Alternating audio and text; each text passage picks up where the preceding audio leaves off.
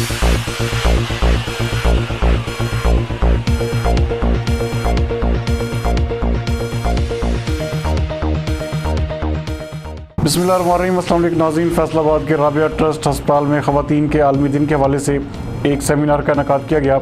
हमारे नुमाइंदा खसूसी गुलाम दस्तगीर हैदर के मुताबिक इस सेमिनार में डॉक्टर, नर्स, आया और दीगर शोबों में ख़वातीन की खिदमत को सराहा गया। 8 मार्च को दुनिया भर में ख़वातीन का आलमी दिन मनाया जाता है। इस सिलसिले में रابطہ ट्रस्ट हॉस्पिटल फैसलाबाद की इंतज़ामिया ने ख़वातीन के आलमी दिन के हवाले से एक सेमिनार का एहतमाम किया, जिसमें CEO Neha Nazir, marketing manager Mohammad Nasir, HR Sabir Qayyum, admin incharge Atiq Gujjar, admin officer Shahzad, MS Mohammad Ayub और दीगर मुलाजमीन ने भी शिरकत की। तकरीब के इख्तिताम पर मुलाजमीन में तोहफे तोहफ़े भी तकसीम किए गए। हॉस्पिटल के मुलाजमीन का कहना था कि प्रोग्राम का इनक़ाद करवाने पर हम हस्पताल की CEO और इंतज़ामिया का शुक्र अदा करते हैं।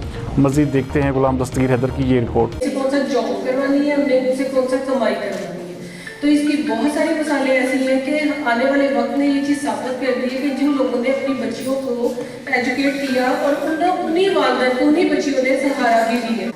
तो जो लड़की पढ़ी लिखी है ना, वो इतनी जल्दी फिर वो भी नहीं होती, कॉम्प्रोमाइज भी नहीं करती अपने हकों में, वो अपना हक ले लेती है। तो I wish all the girls in Pakistan should have a book in their hand. तो आपको सुपर वुमेन बनने से कोई भी नहीं रोक सकेगा कोई? हम कैसे गायनोकोलॉजिस्ट बनेंगे, हमें कैसे DPT के मेंबर बनेंगे, या फिर हमें कैसे साबिर साहब, शहजाद साहब,